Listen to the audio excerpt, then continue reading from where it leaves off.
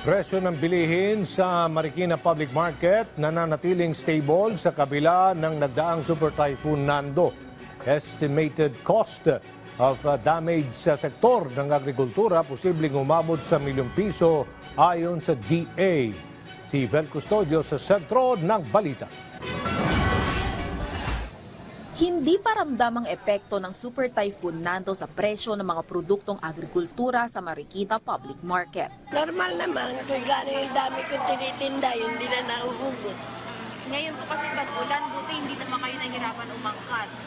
Hindi naman, direkta yun sa pakyawan eh. Wala namang shortage ng supply ng gulay sa palengke. Kung presyo naman ang pag-uusapan, ayon sa mga mamimili, sumasapat pa naman daw ito sa budget.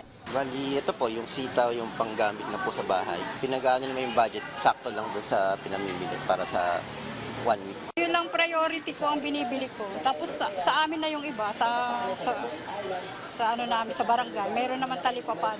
Sa ngayon, ang nag-report pa lang sa amin na ay ang Southern Luzon, particularly itong probinsya ng Quezon, nakapagtala na ng 500,000 pesos pa lang na damage. Maliit pa yan kumpara doon sa pwede nating asahan dahil malakas yung bagyo, Super Typhoon, pumasok sa Category 5. At maraming areas, yung halimbawa sa Cagayan, si Governor ay nag-report na kanina na medyo mataas, nasa more than 400 million na yung reported damage. But of course, it has to be validated by our ground personnel nga sa probinsya at sa rehiyon.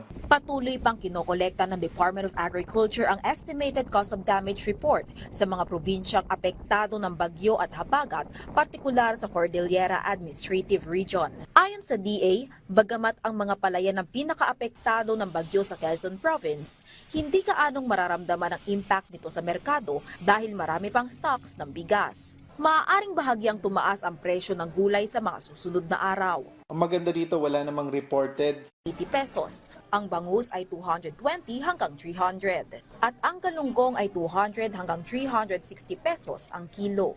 Patuloy din ang monitoring ng Department of Trade and Industry at local government units sa presyo ng mga bilihin. Samantala, may mga nakapreposisyon ng binhi para sa mga magsasakang naapektuhan ng bagyong Nando. doon sa mga areas na nabanggit. Meron na tayong mga naka-preposition ng mga tawag natin mga binhi, kagaya sa palay, merong 113,000 bags ng binhi ng palay. Ganon din sa mais, more than 100,000 bags din yan. And then dito naman sa gulay, mga 13,000 kilos ng binhi ng gulay ang nandyan sa mga preposition areas. And then nakipag-usap na rin tayo sa NFA, more than 2 million bags yung pwedeng i-allocate nila dito sa mga damage na to. But of course, depende yun sa request ng mga LGUs at saka ng mga disaster relief agencies. Nangangalap na rin ang datos ang Philippine Crop Insurance Corporation para sa survival at recovery loan ng mga magsasaka. Vel Custodio para sa Pambansang TV sa Bagong Pilipinas.